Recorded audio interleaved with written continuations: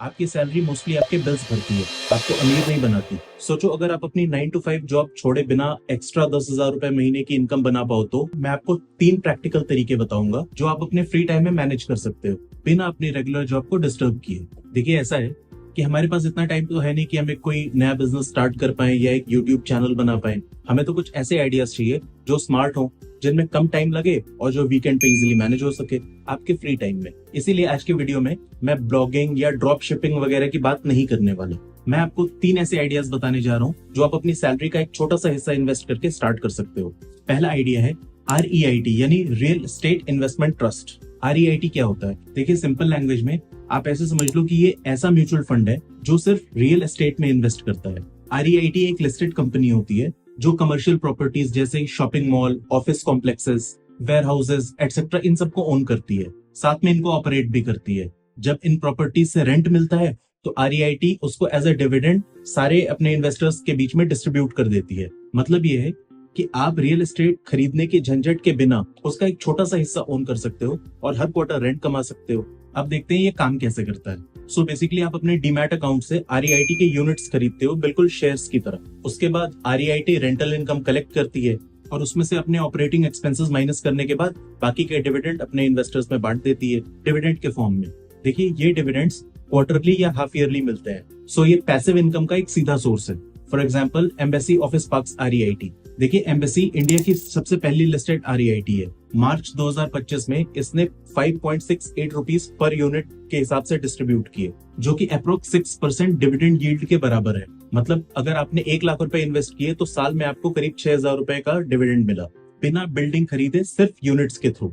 एक और एग्जाम्पल लेते हैं mind space business park REIT का। तो लेट्स से अगर आपके पास 5 लाख रुपए स्पेयर पड़े हैं और वो आप यहाँ पे इन्वेस्ट कर सकते हो 6% पर एनम डिविडेंड कंसिडर करके, तो आप साल के अराउंड 30,000 रुपए अर्न कर सकते हो, यानी अप्रोक्स 2,500 रुपए महीने। यानी 10,000 रुपए में से आपके 2,500 रुपए तो यही बन गए महीने के। और इसके साथ जैसे जैसे प्रॉपर्टी की वैल्यू बढ़ती जाती है उसी हिसाब से आपका इन्वेस्ट किया हुआ कैपिटल भी अप्रिशिएट होता रहता है। Idea number 2, peer to peer lending. देखिए P2P या पीयर टू पीयर लेंडिंग एक ऐसा प्लेटफॉर्म होता है जहां की आप डायरेक्टली बोरोवर्स यानी इंडिविजुअल्स या स्मॉल बिजनेसेस वगैरह इनको बैंक की तरह लोन देते हो और उनसे जो इंटरेस्ट मिलता है वो आपका प्रॉफिट या आपकी इनकम होती है। देखिए रिजर्व बैंक ऑफ इंडिया या RBI रेगुलेटेड P2P प्लेटफॉर्म्स आपकी सेफ्टी के लिए कुछ रूल्स फॉलो करते हैं, मगर ये ट्रेडिशनल बैंक डिपॉजिट्स के कंपैरिजन में ज्यादा रिटर्न्स दे सकता है, प्रोवाइडेड आप अगर रिस्क को अच्छे से समझ के डाइवर्सिफाई करो। कैसे काम करता है ये? देखिए आपको RBI अप्रूव्ड P2P प्लेटफॉर्म जैसे कि फेयरसेंट हो गया, लैंड बॉक्स हो गया, ऐसे प्लेटफॉर्म्स पे साइन अप करके अपनी KYC कंप्लीट करनी होती है। ये प्रोसेस ऑनलाइन होता है, ये आपके डीमैट अकाउंट से अलग होता है। आप 5 से 10,000 रुपए मिनिमम से स्टार्ट कर सकते हो। ये प्लेटफॉर्म आपको मल्टीपल बोरोवर प्रोफाइल्स दिखाएगा। देखिए इसमें डाइवर्सिफिकेशन करना इंपॉर्टेंट है, यानी आप अपने सारे पैसे एक ही बोरोवर को ना दो, इंस्टेड कई लोगों में डिवाइड करो। हर बोरोवर को छोटी अमाउंट्स लेंड करो, 10, 20, 30 बोरोवर्स तक अपने पैसे को फैलाओ, सो दैट रिस्क कम से कम हो। इसमें जो बोरोवर्स हैं वो भी P2P प्लेटफॉर्म पे रजिस्टर्ड होते हैं और P2P प्लेटफॉर्म उनकी सारी KYC, क्रेडिट प्रोफाइलिंग वगैरह सारा कुछ मॉनिटर करती है और वो आपको सारे सजेशंस देती है। तो उनकी प्रोफाइल को आप अच्छे से असेस करके अपनी डिसीजन के हिसाब से उनको लेंडिंग कर सकते हो। अब इसमें अगर रीपेमेंट की बात करें तो इसमें बोरोवर मंथली EMI पे करता है, जिसमें ऑफ कोर्स इंटरेस्ट और प्रिंसिपल दोनों मिक्स होता है। तो इस पे आपको आपका principal plus added interest as an income भी मिल जाती है।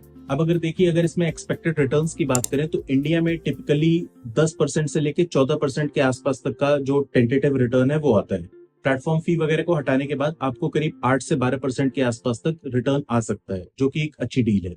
यानी लेट से अगर आपके पास 4 लाख रुपए स्पेयर पड़े हैं और वो आपने इस प्लेटफॉर्म के थ्रू कई सारे बोरोवर्स में डिवाइड करके उसको लेंड कर दिया, तो आपके पास जो एनुअल रिटर्न आएगा वो रफली आएगा 48,000 के आसपास, यानी करीब करीब 4,000 रुपए महीने। तो पिछले वाले ऑप्शन में आपने 2,500 रुपए कमाए, इस ऑप्शन से आपने 4,000 रुपए कमाए, यानी 6,500 रुपए आपके महीने के बन गए। वैसे ये जो मैंने प्लेटफॉर्म्स आपको बताए हैं ये सिर्फ आपकी नॉलेज के लिए है, मैं इन प्लेटफॉर्म्स को एंडोर्स नहीं कर रहा। आप अपनी रिसर्च के हिसाब से एक अच्छा प्लेटफॉर्म चूज करके ही ये आगे कैरी फॉरवर्ड करें। अब बढ़ते हैं अपने फाइनल और थर्ड आइडिया की तरफ। Idea 3, leasing space for rooftop solar power plants. देखिए इंडिया के अंदर renewable energy one of the fastest growing sectors है और अगले 15 से 20 सालों तक बहुत तेजी से ग्रो होने वाला है।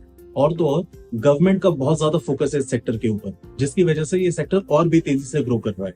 अब देखिए इस आइडिया के अंदर आपकी जो इन्वेस्टमेंट होने वाली है वो है 0 रुपीज। अगर आपके पास आपके घर की या किसी और प्रॉपर्टी की रूफ काफी स्पेशियस है और खाली है, यानी उसका कोई खास यूज नहीं होता है, तो आप ऐसी रूफ को किसी independent power producing solar power company को आप लीज पे दे सकते हो। आपके पास रेंटल इनकम आएगी। आप बेसिकली 10 साल या 5 साल के लिए लीज एग्रीमेंट उनके साथ साइन करके उनको आप अपनी प्रॉपर्टी लेट आउट कर दोगे। उसके ऊपर वो लोग रूफटॉप सोलर पावर प्लांट्स लगाएंगे, वहां से पावर जनरेट करके वो लोग ग्रिड में सप्लाई करेंगे या मे बी किसी कस्टमर को सेल करेंगे। आपके साथ एक रेंट एग्रीमेंट साइन कर लेंगे जिसके हिसाब से आपको एक मंथली रेंटल उसका आता रहेगा। ऑन एन एवरेज लेट से आपके पास मीडियम साइज स्पेस है और आप वहां पे उनको परमिशन दे देते हो 3 किलोवाट आवर का प्लांट लगाने के लिए, तो आप एक्सपेक्ट कर सकते हो आपका कुछ 4 से 5 हजार रुपए महीने का रेंट मिल जाएगा। आपको इंस्टॉलेशन में कुछ भी नहीं करना है, वो लोग अपनी टीम भेज के वहां पे सारी इंस्टॉलेशन खुद करवाएंगे, वायरिंग खुद करवाएंगे, ग्रिड से कनेक्टिविटी खुद करवाएंगे। आपने कुछ भी नहीं करना है। बस ये है कि जैसे ही आपकी उनके साथ ये डील हो जाएगी, प्लांट लग जाएगा, आपको एक रेंटल इनकम आनी स्टार्ट हो जाएगी। और ये लॉन्ग टर्म के लिए डील होती है, लेट से 5 साल या 10 साल, तो लॉन्गर पीरियड के लिए आपकी एक फिक्स्ड इनकम का सोर्स बन जाएगी। यानी इसमें बिना कोई खास टाइम डिवोट किए या बिना कोई पैसा लगाए आपके पास एक अच्छी खासी इनकम का सोर्स है। तो अगर आप इन तीनों आइडियाज को कंबाइन कर दो तो आप 10,000 रुपए महीने के एक्स्ट्रा इजीली बना सकते हो, बिना कोई खास टाइम डिवोट किए हुए या बिना किसी सिग्निफिकेंट इन्वेस्टमेंट के। और आपको आपकी रेगुलर 9 to 5 जॉब को भी डिस्टर्ब करने की जरूरत नहीं पड़ेगी।